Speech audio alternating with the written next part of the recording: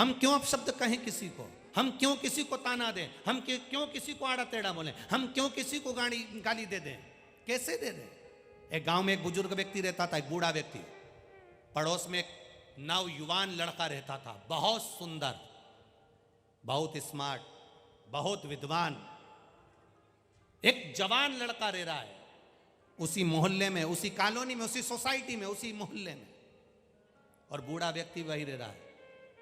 बूढ़े व्यक्ति को लगा इस नवयुवक लड़के को सब लोग पूछते रहते हैं, आदर करते हैं, सम्मान करते हैं, मेरा इतना आदर सम्मान सब घट गया। तो बूढ़े व्यक्ति को बड़ा गुस्सा आया। उसने पूरे मोहल्ले में खबर कर दी कि ये चोर है, ये चोट्टा है, चोरी करता है, इसने कई जगह पर चोरी कर ली, इसके घर में जो पैसा आ रहा है वो चोरी का है, इसके घर में जो धन आ रहा है वो चोरी का है।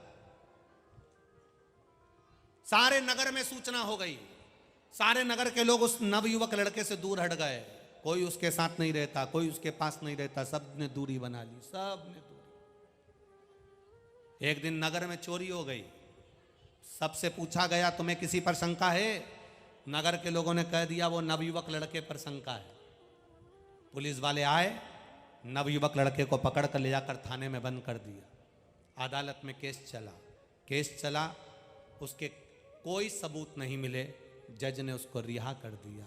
उस नवयुवक लड़के की आंख में आंसू भरे और रोता हुआ सोचता है, मैंने कभी किसी का बुरा नहीं करा, आखिर इन बुजुर्ग ने मेरे साथ में ऐसा क्यों करा, क्यों मुझ पर ऐसी टिप्पणी कर दी, क्यों मुझे गलत कह दिया। मैं तो चोर भी नहीं था, अपशब्द भी नहीं कहता था, केवल अंदर की ईर्ष्या ने उस बुजुर्ग के मुख से उसके लिए गलत टिप्पणी करा दी। अंदर की ईर्ष्या।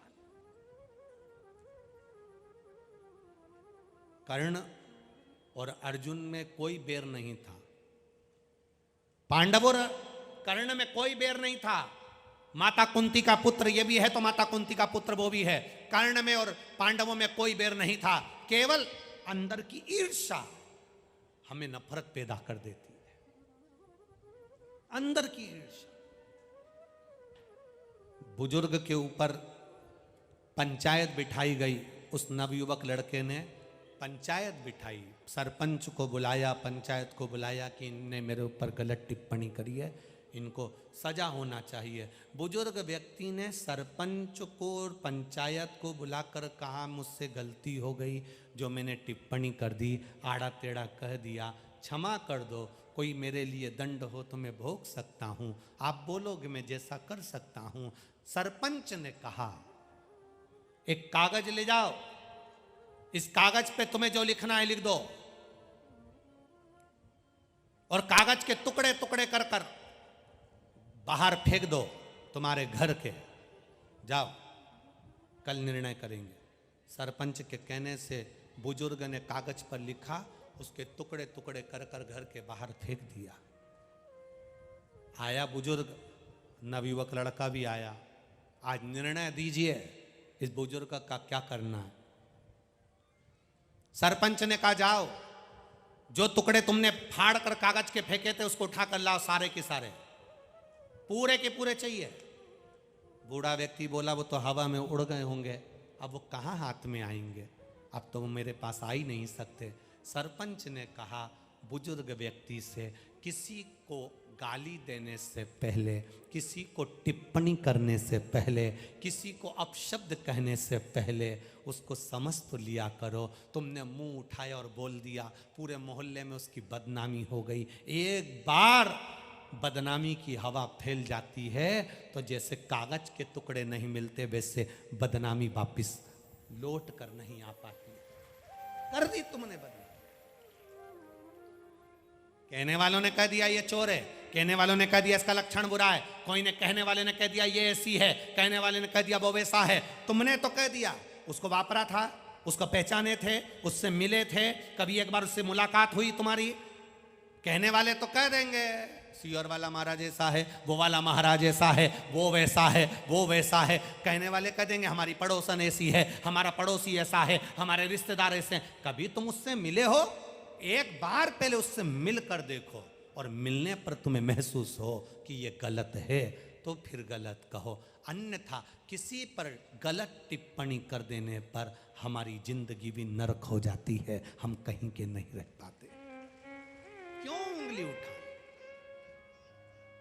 मत बुरे कर्म कर बंदे वरना पछताएगा, भगवान की आंखों से तू बच नहीं पाएगा, तू बच नहीं पाएगा।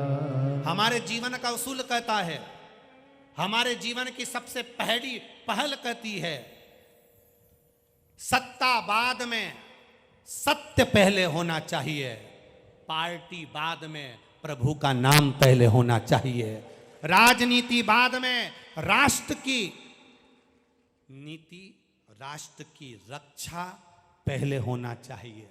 हम राजनीति में इतने उलझ गए कि राष्ट्र की भलाई भूल गए, राष्ट्रहित की पहल भूल गए।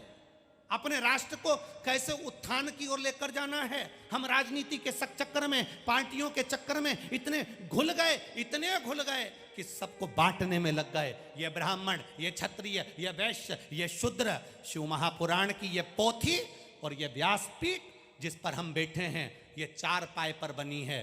पहला पाया ब्राह्मण, क्षत्रिय, वैश्य, शूद्र, जिस पर हम बैठे हैं, ब्राह्मण, क्षत्रिय, वैश्य और शूद्र, ये 4 हमारे सनातन धर्म के पाए हैं। ये एक जैसे हैं तो सनातन धर्म एक जैसा है।